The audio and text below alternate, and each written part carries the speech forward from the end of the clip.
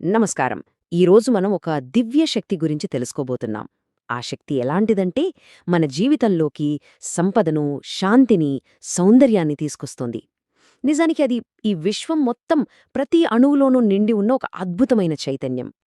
అవును. ఈ విశ్వంలో ప్రతి మూలలో ప్రకాశించే ఆ దివ్యశక్తి, అది కేవలం ఒక ఊహ మాత్రమే కాదు. మనం అనుభవించగలిగే ఒక నిజం, ఒక సజీవ సత్యం. ఆ శక్తే అందం, ఐశ్వర్యం, శుభం ఈ మూడింటికి ఒక రూపం. అయితే చాలామంది అనుకుంటారు కదా, లక్ష్మీదేవి అంటే కేవలం ధనమని. కాని అది నిజం కాదు. ఆమె అంతకంటే చాలా ఎక్కువ. ఆమె మన జీవితంలోకి ఆనందాన్ని తీసుకొచ్చే శక్తి. చెప్పాలంటే జీవానికి ప్రాణం పోసేదే ఆ ఆనందం. ఆ తల్లి చైతన్యం లేకపోతే ఏ జీవిలోనూ ఆ కళ, ఆ వెలుగు ఉండదు. అన్నింటికన్నా ముఖ్యంగా మన మనసులో ఉండే అలజడిని తీసేసి ప్రశాంతతను నింపే అమ్మ. ఆమె శ్రీ మహాలక్ష్మీదేవి. సరే, ఇంత గొప్ప శక్తి స్వరూపిణి అయిన లక్ష్మీదేవి అసలు ఎక్కడ్నుందొచ్చింది? ఆమె కథ మామూలు కథ కాదు. అది దేవతలు, రాక్షసులు కలిసి చేసిన ఒక మహాయజ్ఞం, ఒక అద్భుతమైన ఖగోళ సంఘటనతో మొదలవుతుంది. మన పురాణాల్లోని ఒక అద్భుతమైన కథ ఇది.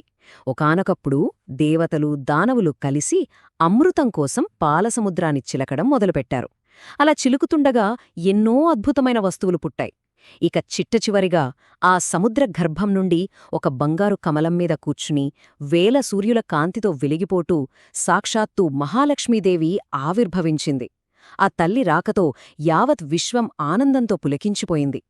అప్పుడు ఆమె శాంతికి, ధర్మానికి ప్రతిరూపమైన శ్రీ మహావిష్ణువుని తన భర్తగా వరించింది. చూడండి, ఇది శక్తి, శాంతి ఈ రెండింటి అద్భుతమైన కలయిక. అందుకే అంటారు, ఎక్కడ ధర్మం ఉంటుందో అక్కడే లక్ష్మి ఉంటుంది. ఆ ధర్మాన్ని కాపాడటం కోసమే ఆమె ప్రతి యుగంలోనూ అవతరించింది. త్రేతాయుగంలో రాముడికి తోడుగా సీతగా, ద్వాపరయుగంలో శ్రీకృష్ణుడి చెంత రుక్మిణిగా. సరే, ఆమె కథే కాదు, ఆమె రూపాన్ని చూసినా ఎంతో అర్థముంటుంది. నిజానికి ఆమె రూపంలోని ప్రతి ఒక్క అంశం మనకొక గొప్ప సందేశాన్నిస్తుంది. మరి అవేంటో ఇప్పుడు తెలుసుకుందాం. మొదటగా ఆమె కూర్చున్న కమలాన్ని చూడండి. అది ఎక్కడ పుడుతుంది? బురదలో. అయినా సరే ఎంత స్వచ్ఛంగా, పవిత్రంగా ఉంటుందో. దాని అర్థమేంటంటే, మనం కూడా ఈ ప్రపంచంలో ఉంటూనే దాని మాలిన్యాలు అంటకుండా పవిత్రంగా జీవించాలని. ఇక ఆమె చేతుల నుండి జాలువారుతున్న బంగారు నాణేలు, అవి కేవలం డబ్బు మాత్రమే కాదు, ఆధ్యాత్మిక సంపదక్కూడా చిహ్నం. అలాగే ఆమెకి ఇరువైపులా ఉండే ఏనుగులు, శక్తికి, గౌరవానికి, సమృద్ధికి ప్రతీకలు. ఆమె రూపంలోని అర్థాలు చాలా అద్భుతంగా ఉన్నాయి కదా. మరి అసలైన ప్రశ్నేంటంటే, ఇంత గొప్ప దివ్యశక్తిని మన జీవితాల్లోకి, మన ఇళ్లల్లోకి నిజంగా ఎలా ఆహ్వానించుకోవాలి? అవును, అసలు ప్రశ్న ఇదే. లక్ష్మీదేవి నిజంగా మన ఇంట్లోకి ఎప్పుడొస్తుంది? మనం ఎంత బంగారం కొన్నా, ఎన్ని ఆభరణాలు వేసుకున్నా ఆమె రాదు. ఆమెను మన ఇంట్లోకి ఆహ్వానించేవి మూడే మూడు. 1 శుభ్రత, 2 శాంతి, 3 నిర్మలమైన భక్తి. ఎందుకంటే శుభ్రంగా ఉండే ఇల్లు, ప్రశాంతంగా ఉండే మనసు, ఇవే ఆ లక్ష్మీదేవి నివసించే నిజమైన ఆలయాలు. ఈ విషయం మన పండుగల్లో ఎంత చక్కగా కనిపిస్తుందో చూడండి.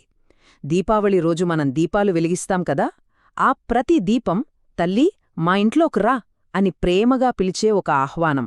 అలాగే వరలక్ష్మి వ్రతం రోజున స్త్రీలందరూ భక్తితో అమ్మవారిని తమ ఇంట కొలుస్తారు. ఇక బెంగాల్, ఒడిషా లాంటి ప్రాంతాల్లో కోజగరి పౌర్ణమి అని జరుపుకుంటారు. ఆ రోజు రాత్రంతా మేల్కొనుంటారు. ఎందుకంటే ఆ రాత్రి ఎవరైతే మేల్కొనుంటారో వాళ్లని అమ్మ కరుణిస్తుందని నమ్మకం. ఇందులో ఒక గొప్ప అంతరార్థం ఉంది. అదేంటంటే, కేవలం కళ్లతో మేల్కోవడం కాదు, మనస్తో, చైతన్యంతో మేల్కొనుండాలి. అప్పుడే నిజమైన అనుగ్రహం లభిస్తుంది. అయితే ఇవన్నీ ఒక ఎత్తైతే, మహాలక్ష్మి చెప్పే ఒక ముఖ్యమైన సందేశముంది. అది సంపాదించడం గురించి కాదు, పంచుకోవడం గురించి. మహాలక్ష్మీదేవి మనకిచ్చే అతి గొప్ప పాఠం ఇదేనండి. నిజమైన ఐశ్వర్యమంటే మన దగ్గర ఎంత ఉంది అనేది కాదు, మనం నలుగురితో ఎంత పంచుకుంటున్నామనేదే అస్సలైన ఐశ్వర్యం. అది కాస్త ప్రేమ కావచ్చు, ఒకరికి పెట్టే అన్నం కావచ్చు, లేదా ఒక చిన్న సహాయం కావచ్చు. మనం ఎంత ఇస్తే ఆమె అనుగ్రహం అంతకంతా పెరుగుతుంది. కాబట్టి మనం దీపం వెలిగించినప్పుడు కేవలం బయట చీకటిని తరిమేయడమే కాదు, మన లోపల కూడా ఒక దీపాన్ని వెలిగించుకోవాలి. మన హృదయాన్నే ఒక ప్రమిదలా చేసుకుని అందులో భక్తి అనే నూనె నింపి ప్రేమ అనే వత్తిని వేసి వెలిగించాలి.